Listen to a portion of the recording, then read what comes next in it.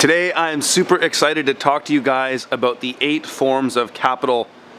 If any of you have watched my videos in the past or have read my book, you've heard me reference social capital, and obviously I talk about money and how it pertains to production on farms. So those are 2 forms of capital, but there's 6 others. And I think this information is good to know when you are an entrepreneur, especially if you're a farmer, because it makes you understand how wealth is created and what we can do to create more of it and what it looks like in a holistic context. So let's get into it. Let's first start with a base definition of capital. So Wikipedia says wealth in the form of money or other assets owned by a person or organizations or available to be contributed for a particular purpose, such as starting a company or investing. So even that is somewhat limiting because it's really just assuming that it's financial capital is the only means of capital. And as we go through these 8 forms, I want to show you that they certainly are not just financial capital. But that is the first one that we'll get into. I want to also say that I am referencing some of the work from Ethan Rowland and Greg Ledua, who have written about this, but they didn't invent the many forms of capital either. I think they've just kind of respun some of them from some older documentation. Many of the Austrian economics, like economists like Hayek and Murray Rothbard, have been writing about this kind of stuff for a long time. If you want to go back and check out some of that, even like the Mises have been writing about this for a long time. So needless to say, number 1 is the one that we all are very familiar with, is financial capital.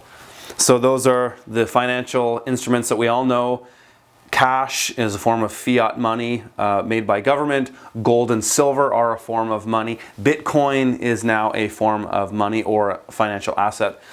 And a lot changing in the financial space with the advent of cryptocurrencies, which I think is amazing because it now creates a form of frictionless money that doesn't need permission. So you can exchange with somebody in another part of the world, or somebody living under an oppressive government can have an instrument to trade with, opposed to an inflated currency like we see in Venezuela or Nigeria in the past.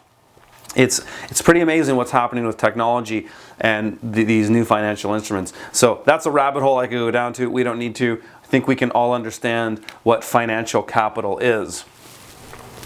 Number 2 is material capital. So, horrible handwriting, horrible spelling. Material capital is, let me spell it again.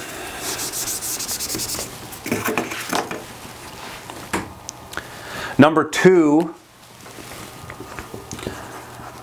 material capital. So these are things that are created, things that are built. Your house is a form of material capital. The tools you use on your farm are material capital. All these things have intrinsic value. They can't be traded in the same way as financial capital can, but they can be converted into financial capital and traded in that way, or you could trade them as well, just not quite as efficient as material capital. But the thing that's interesting to point out about these 2 is that these 2 combined are your net worth. So if you're going to go and apply for a bank loan, they're going to only look at those 2 things. They're not going to look at any of the others that we're going to go through. So these are the ones that are the mainstream forms of capital. I think most people understand those 2. So number 3 is my personal favorite, and that is social capital. Social capital is the relationships you have with other people, your sort of likability, your ability to be social and make friends. How to Win Friends and Influence People is a great book that everybody should read. That really paints what social capital is. Though he doesn't even spell it out as social capital, but that's really what that book is all about, is social capital. So social capital on an individual basis is, your ability to make friends, network, things like that. But on a society basis, social capital is really about trust between people. You can't really have a society without trust because it's that social cohesion that allows you to do everything. A society without trust is a society in chaos where you cannot build financial or material capital or any of the others that I'm going to go through. Social capital is really the backbone of all of this. It's how all this stuff's connected. You can't build any other forms of capital within reason without some sort of social cohesion and trust in a society. Well, you can, it's just a lot more difficult to do it. So that's social capital. If you listen to my stuff in the past, I've talked a lot about social capital. I write about it in my book. The other one, number 4, is natural capital or living capital. And these are biological systems. The trees, the air we breathe, the clean water that we drink, those are forms of natural capital.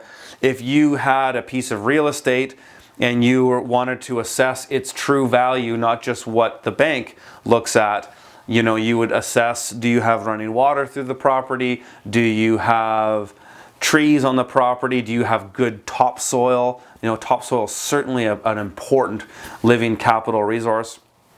That's what natural or living capital is, are those things that are around us that we need to live. Farmers create natural capital. When you plant seeds in the ground, you're growing a form of natural capital that can be turned into other forms of capital, but they are nonetheless living or natural forms of capital. Number 5 is experience. Experiential capital. My handwriting is horrible. My writing is terrible. Experience. Experiential capital is the experiences that you have. The experience that you have. Experience is often more valuable than knowledge itself, because you can have all kinds of book knowledge, but experience is in a sense more valuable because a person can run with that right away. You can join a team if you have experience in a certain sector and make yourself useful right away. So experience is incredibly valuable. In today's world where everybody's got a degree in something, experience, in my opinion, is more valuable than a degree. But a degree is valuable. Knowledge is very valuable and powerful, but experience, I think, is arguably more valuable when you really weigh them both. But that brings us to number 6, is intellectual capital. And so that is your book knowledge, your knowledge on a subject. You gain intellectual capital when you go to university for something, but you gain experience when you take that knowledge and apply it to a job and have experience in the field. So they're both very important. And traditionally, or when the different forms of capital were written about many years ago, I think they would have called both of these things human capital. That would have been the collective experience and knowledge of a society or a culture. When you read the history books and you read about, say, the Soviet Union and they killed millions of people, they talk about the loss of human capital. And that's because it was a loss of all the experience and knowledge of generations of people. So obviously very, very valuable, arguably one of the most valuable things, because you can lose a lot of these things. Well, maybe you can lose your financial assets, you can lose material, you can lose natural capital, but your experience and knowledge and social capital are things that can't be taken away from you, and they're incredibly valuable. And that's why it's important to understand them and recognize them. 7 is spiritual capital. And so you can look at that figuratively or literally. If you were to look at it literally, you would say spiritual capital is your connection with a higher purpose, connection with God or some kind of religion. The way I look at it is basically your overall happiness, your overall well-being. You don't need to be religious to have a higher purpose, to say that you want to change the world in a way that benefits all people on the planet. That's a great purpose to have, and I think that is somewhat spiritual. Many people might debate on that, but I would basically read this as sort of the happiness index of a society. Do they have a higher purpose to one another or the society at whole if they have a high spiritual capital? Number 8 is cultural capital. So that is the traditions of a society, the art, the music, all that kind of stuff that we consider culture. So there's some societies that are very culturally rich. They have a lot of traditions, they have their own type of music, they have their own specific type of art. And most societies really have that to some degree. And I guess the Western societies would be the ones that have taken all of the different types of cultures and made a fusion of their own culture. And I think, you know, if you think about American history, jazz music is one thing that's like so specific to America because it took all these different ideas and put them into something totally new. I studied jazz music. I was a musician for many years, and I studied the history of jazz, and I would say jazz is this amazing American phenomenon that wouldn't be what it is if it weren't for all these different types of people pooling their cultures into it. So that's cultural capital. So you can see there's 8 different types of capital. These 2 are the things that government and banks really only look at, and they're also the things that they only want you to think about, because you can control a person's financial assets.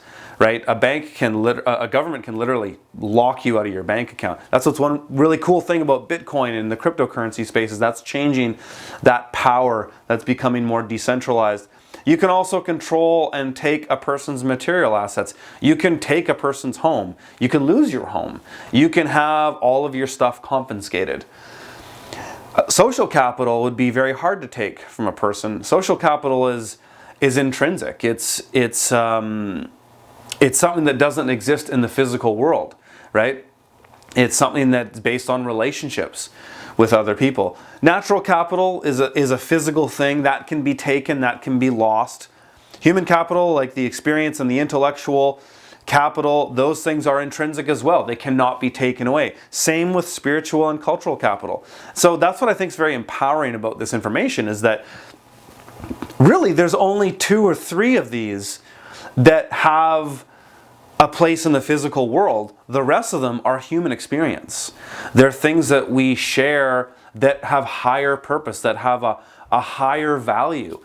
And I love that, because it really shows how the wealth portfolio of a person is so much more higher than just what can be measured in material goods or dollars and cents. There's so much more to it than that. And I think there's value in that, in the sense too, where, you know, you often hear people talk about income inequality. You know, very sort of a sort of leftist idea is that there's all this income inequality out there, but that really only measures the financial and material wealth. I think there's a lot more to it than that. I think, you know, one thing that's, you know, I don't want to get too political in my content, but however, it's neat to point out when you look at the different forms of capital, is like a government can take and redistribute wealth as we know it as far as the financial, material, and natural systems. They can do that. They can take that stuff and they can redistribute it.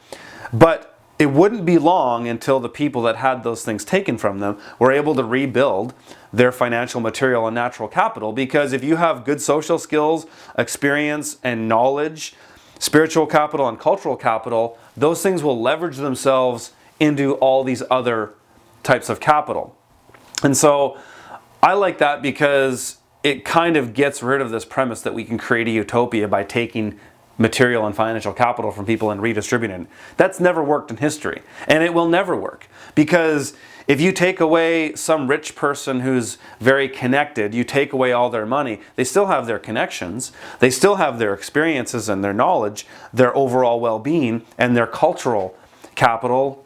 You can't take those things. And so I think it helps explain a lot about the world. It helps explain that there are always going to be inequalities, because you cannot redistribute all the things that make a person successful and make a person wealthy. So that's my spin on it. That's how I think about it. I think this is enabling and empowering information, because it shows that there's so much more to the world and a person than just dollars and cents or material things. Hope you guys found it helpful. If you want to see more stuff like this, please hit the subscribe button right now. Like and share the videos with your friends, and leave your comments below, especially if you want to see me do more videos on specific subjects, the ones that have the most amount of likes. If I haven't already done a video on them, I will add that to my list and make a video about it. Talk to you guys later.